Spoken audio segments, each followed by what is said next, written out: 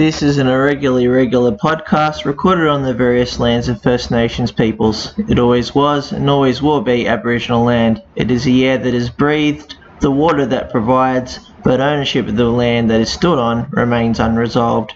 Respects are paid to elders past and present in this ongoing struggle for self-determination and the quest for reclamation.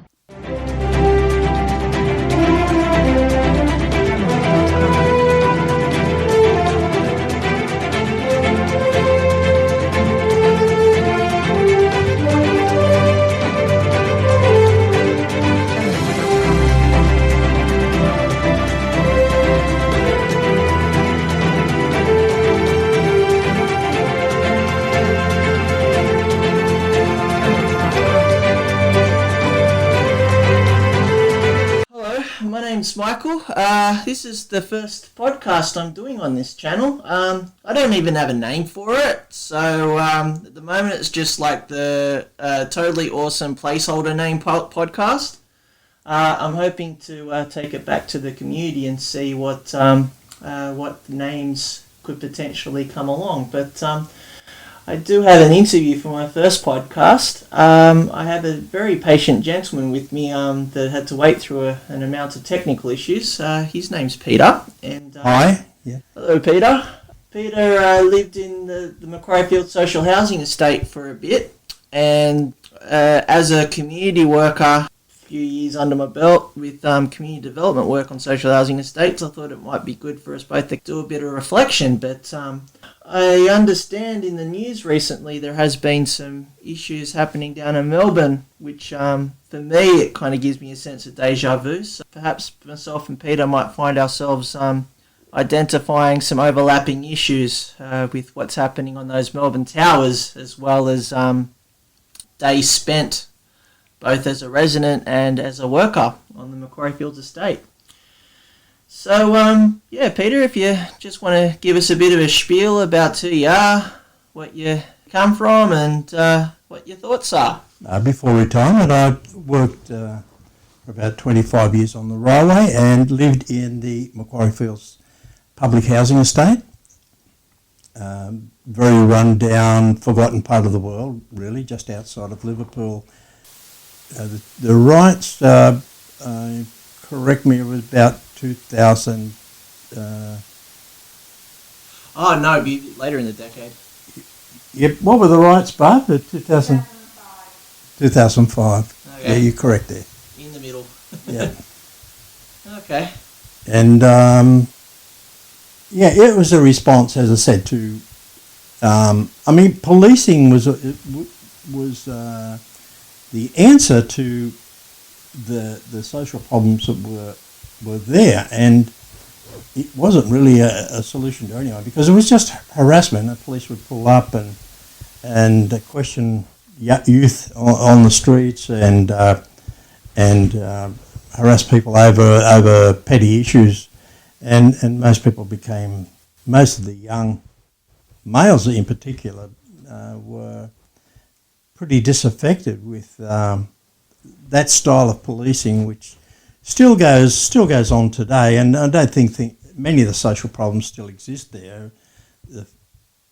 It also became an excuse much later than after the riots to move people out. They're saying they wanted a social mix of housing where you had a new middle class move in. Houses were being sold as they could, and anyone they couldn't afford to buy was just moved to the Central Coast around the Wyong region, or they were given three choices, I think, at the time.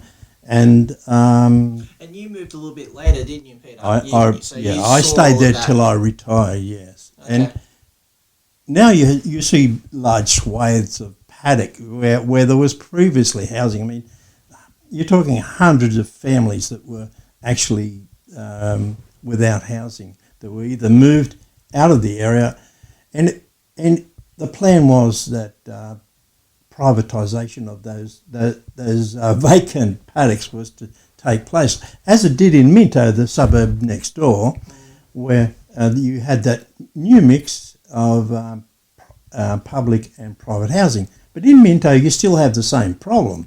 because the people in private housing, and they built very small houses close together and very few facilities in the area. So, and then you still had the hangover from public housing in that area as well. So none of the social problems were fixed. All they did was privatise it. I remember with Minto, there was definitely a limbo period there where because an amount of houses got knocked down, like public housing, and once they got knocked down, then you had to wait for contractors to come along to actually build the new housing.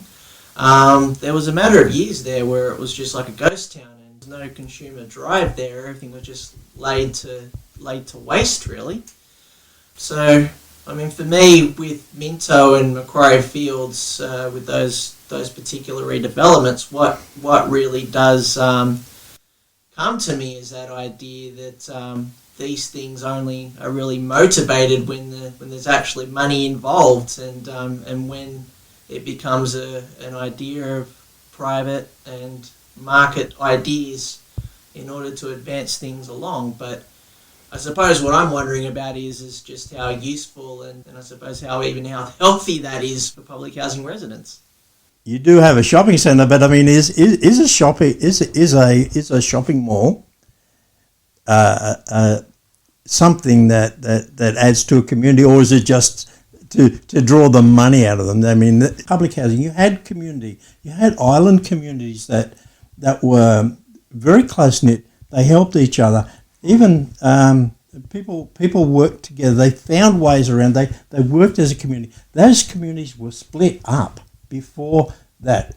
Once you put a private housing in, and you move people into private housing, it becomes an individual sort of thing, because they're not all in the same boat, and you don't have that same level of cooperation. Yeah, I guess we found ourselves talking a bit about the Minto example. I do recall when with the Minto social housing estate, when that got knocked down, a lot of the community services that were around at the time were actually leased up within the old houses. So when the houses got knocked down, so did the community services. So. And I did notice that once the houses got rebuilt, the services didn't necessarily follow suit. So it kind of makes me wonder there about, and then you mentioned this earlier, Peter, about the idea of social mix, where I suppose, to sound a bit blunt about it, is that the idea is that if you do come up with something, an estate structure where it's a little bit of public, a little bit of private, the expectation is, by having both sets of residents with each other, that the aspirations and the ideals and the drive and the verve will rub off onto the other.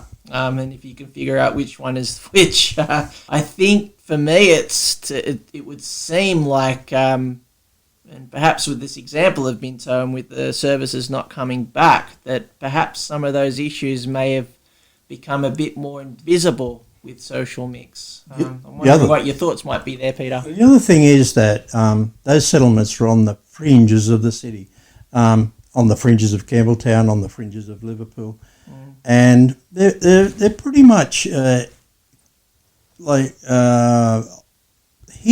away from the mainstream. I mean, that was the big issue in Macquarie Fields as well.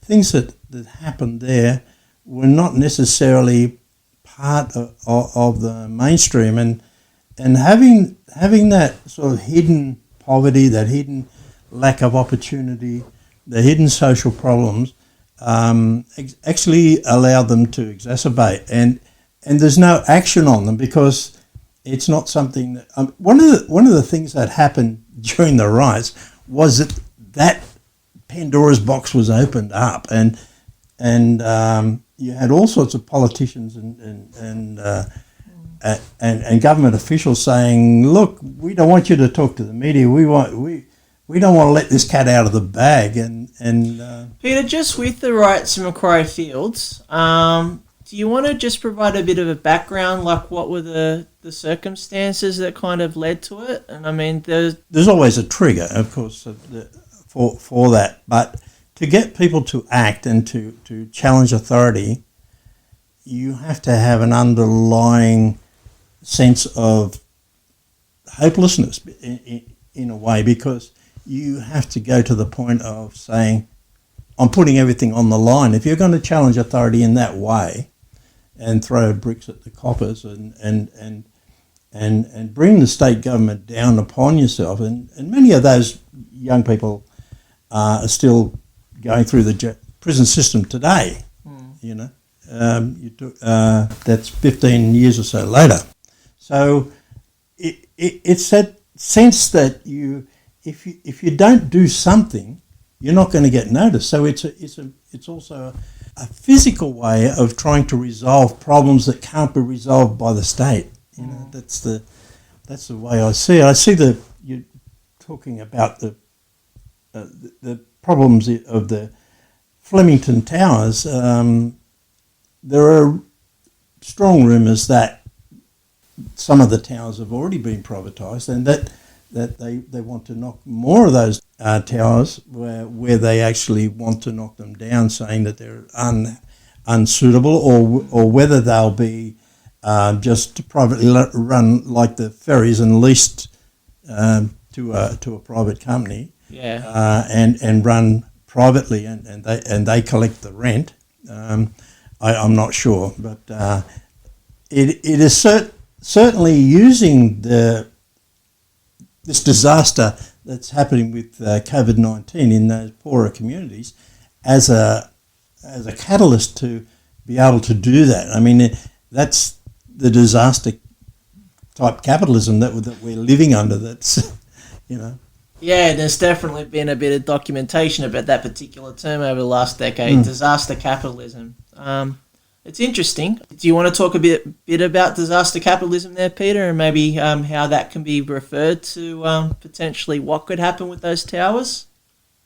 Well, it's just a matter of, I mean, you might have seen recently, although businesses are not doing well, the stock market has been on the up and up, and that some people, those like Google, Facebook, Amazon, and all those tech companies are all doing quite well because of COVID-19, and there'll always be people that will profit on the worst aspects of what happens to humanity. I mean,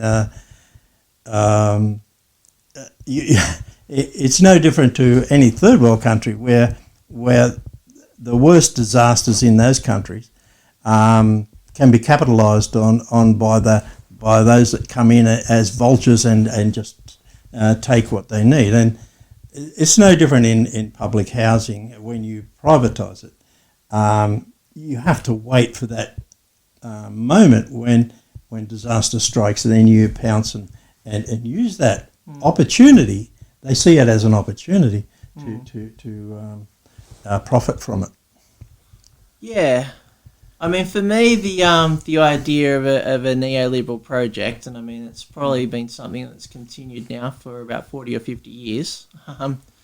It's something that I've certainly only really known. Because things become more and more market-driven, there is a gradual deterioration of public interest and public resources. And as a result, finding a lot more market rationale as a way of providing, I guess, in the eyes of the ones that produce the policies, that they are solutions. We've kind of touched upon how that might necessarily be working within public housing estates. I suppose with the way things have gone, with the deterioration of public commons and that sort of thing, is that when you have a profit motive, you kind of lurch from crisis to crisis, because that's where, in a very cynical way, they could be lucrative opportunities. I guess going back to the social housing example, you feel that could be referred to what's potentially happening at the Flemington Towers there, Peter? Oh, definitely. Any disaster these days will be profited from. Yeah. You have to have people that you.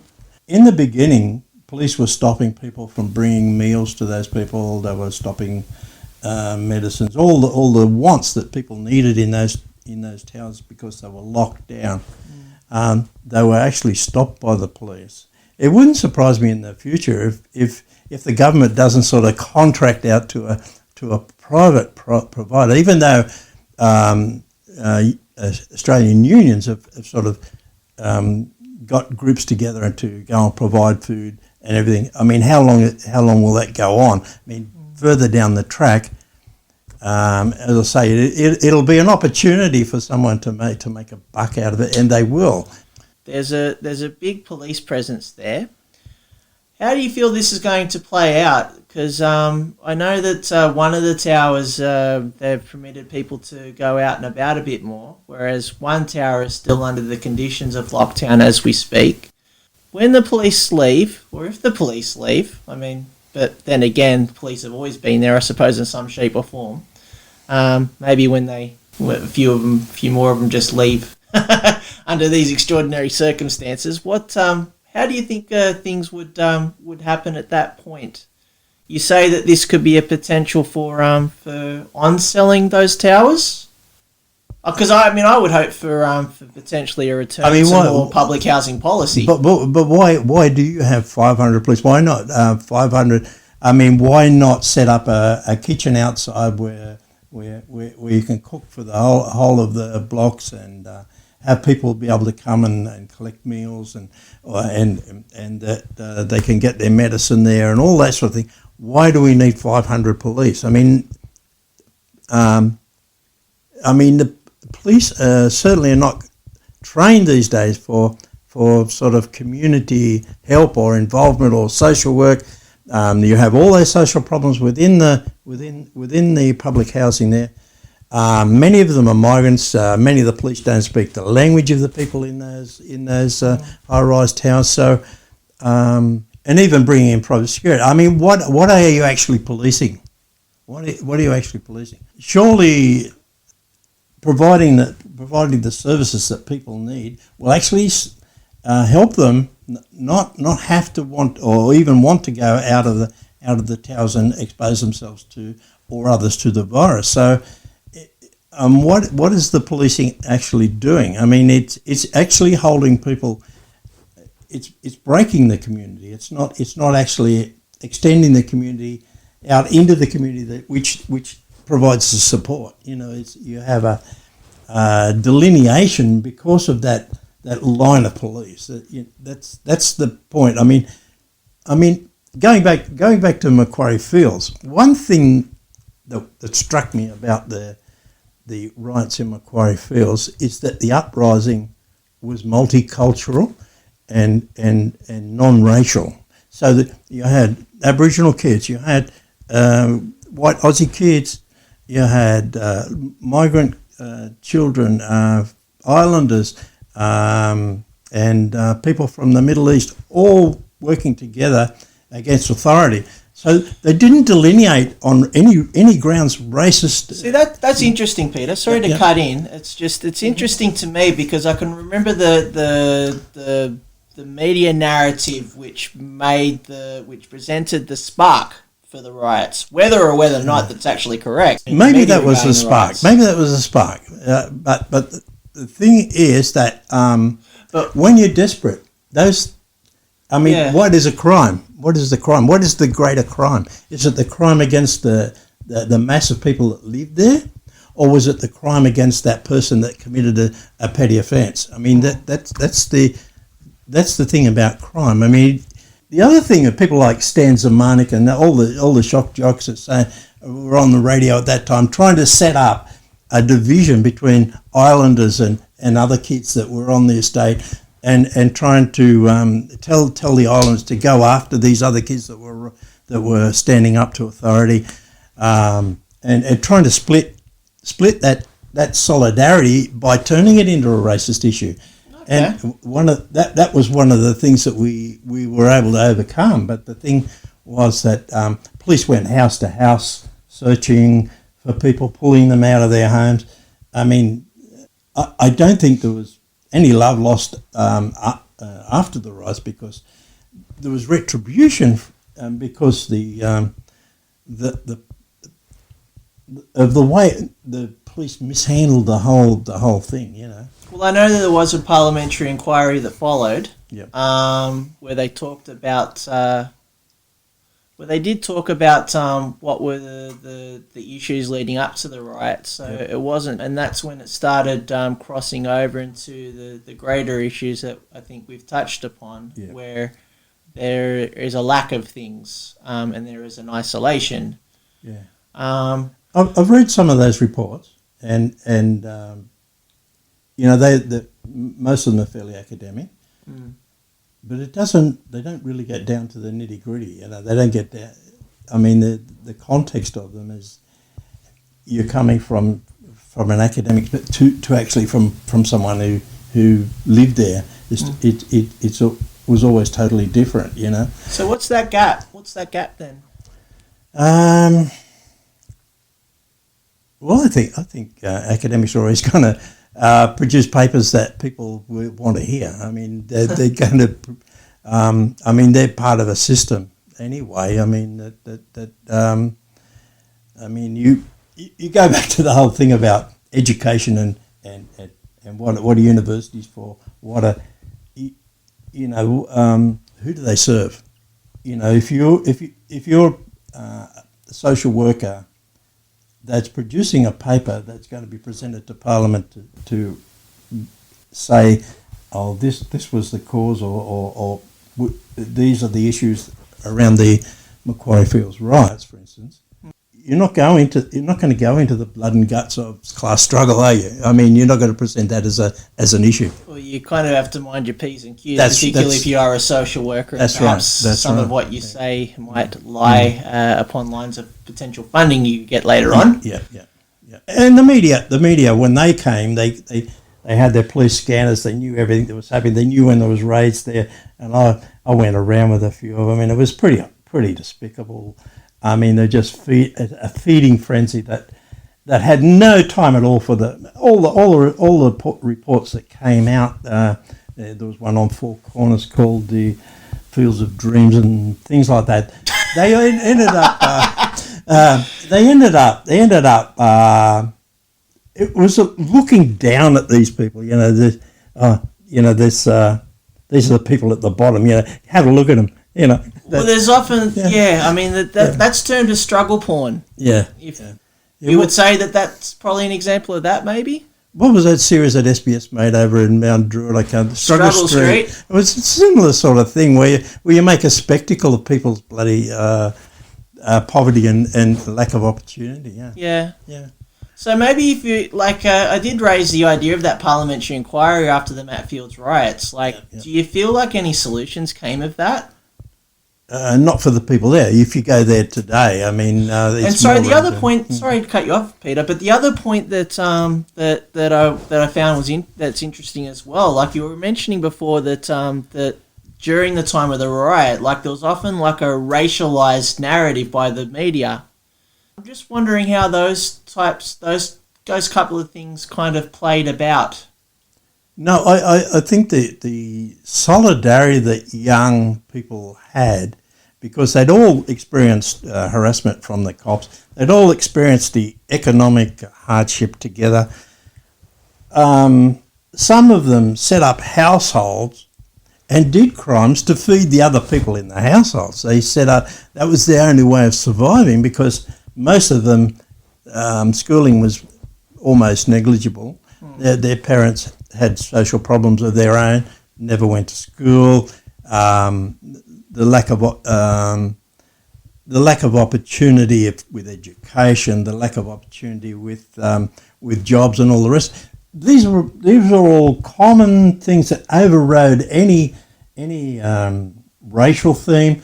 So really, the shock jocks tried and even went out of their way to say, okay, you Islanders, don't put up with this. Go out. We know you're big boys. You can go out and bash these others out, you know. And they actually said it on air, but it never had any traction because there was more solidarity amongst the people because of the hardship they've been through, and more in common than the racial difference. I've always been interested to see how the media kind of presents the information and the facts, and from there it seems like there's a couple of things going on there where there is that racialization, whether or not that might actually be true. The other thing as well is that idea of like criminal entrepreneurship, you know. The risk of being a leading interviewer, it's like you would suggest that maybe there's something mythical about both of those issues. I think it was a group of boys surviving who had a house. Yep. And I know those boys. They provided for themselves because none of their elders provided for them. None of the community provided for them. They provided for themselves. Okay. So it was a bit like, I don't like to use the word Robin Hood, but in a way they looked after each other. They built a common solidarity. They worked to support each other. They made sure there was food. They paid their rent. And yeah, if it was from the proceeds of crime, it was about survival. It was nothing more than that. And yeah, I mean, I think that there were elements of criminality, but as far as being involved in crime, I mean, what do you term crime? I mean, if people are just providing for themselves, and I mean, the greater crime is either by the state, by the media, by all the superstructure that failed to support them. Yeah. Yeah, I mean, to me, there seems to be a media narrative, and it mightn't necessarily be the most true reflection of how things happen within the estate, and I guess within the estates, particularly Macfields. And I don't know if necessarily the solutions were forthcoming or not, but it sounds to me that there might be a few obstacles that are potentially getting in the way before. Yeah, I think that you'll find the same situation in the Flemington Towers too. You've got, from what I can gather, and I don't have that much experience of what's happening in the Flemington Towers, but it seems to me that you've got a migrant mix there. People are clear; they've supported each other within those towers as a matter of survival. The police see it as a criminal issue. The people there see it as a survival issue, and there's great solidarity. I'd say across racial lines, even in the Flemington Towers. So, and that was the case in Macquarie Fields as well, because individual solutions and privatisation, in the end, just doesn't work. It ostracises people and puts them outside the mainstream. Yeah. It's interesting stuff to think about, Peter, because to me it doesn't sound like the solutions are so readily apparent, but I think perhaps the first step is to try to figure out what the actual truth is. We actually tried to build a movement in one of my efforts in Macquarie Fields while I was there, to try and build something with a lot of the young people there. But what happened, you got the Catholic Church move in there and start setting up visit centres where young people could go, and started handing out money and so forth. And are you talking about the youth centre that popped youth up? Youth centre, yeah. Okay. So I mean, notable religious philanthropist. Yeah, I mean, I mean, the black communities have experienced that as well in the US, where they just turn a religion and all your problems will be over. It never solved anything really. It's a facade, yeah. But and you had the major parties on the estate that had their own people who had a vested interest in making sure that nothing else went ahead. So when on the anniversary of the riots, the police used to have a big show of force on the estate because they didn't want people to... The main thing was to keep people apart. They didn't want to build any solidarity. It's a political issue, and that was the thing that we tried to do, which we could never achieve. Well, it seems to be the ongoing constant, isn't it? That because of the isolation, because of the stigma, that when it comes to a public housing issue, it needs to be resolved chiefly through a law and order strategy. Definitely saw that in the riots, and I think you're certainly seeing that again with the Flemington Towers. For me, and again, I guess I go back again to working out, well, what is the truth of all of this stuff in terms of finding out adequate solutions. Well, the other thing was that you had problems. So what do? You bring authority in to solve a problem, and then you face the people that have the problems, see that authority staring in the face. That authority that's standing there across the road from them is only there as a symbol of repression, really. And what are you going to do? Because they're not going to solve your problems. They want to repress you. You throw a brick at them. I mean, it wasn't bringing all those police and the TRG and the riot squad or whatever into the estate was never ever going to. The same as in Victoria. Are the police in the Flemington Tower block actually resolving the issue, or are they just showing the face of authority, which is not going to resolve the issues? You can't treat it as a crime problem. I mean, people's vision of crime is only relative to the repression that they've felt. These are not people that are committing $1 million of crime, like people who desecrate Aboriginal artefacts by bulldozing sacred sites and all that sort of thing. I mean, these are people that are just looking after their needs. You know, that's the difference. And the real crime are those people that pay no tax, that don't provide for the people on the fringes of our cities. You know. Well, I've always understood a riot to be an emotional reaction. And what is that reaction about? And I think you've definitely mentioned some issues there about economic desperation, rather than it just being some sort of idea of it being bad seeds. I just don't think that really washes, particularly after what we've just discussed. I think from there is that what is the political solution, and I do hope that something might come about in the Flemington Towers, but we'll just have to see. But isn't that the thing that the police are there to stop? Yeah, that stopping that coming about. We've talked about prior examples, and if that provides any form. Yeah. So I think we've certainly had a bit of a chat there about the particulars about public housing estates, Peter, and what are the different social forces. Thank you very much. Thank you, Michael. Yeah, nice to meet you. Well, thank you for your time, Peter. It has been my first podcast, so we'll see how the technology has culminated in coming up with a final copy. Thank you. Thank you for your time.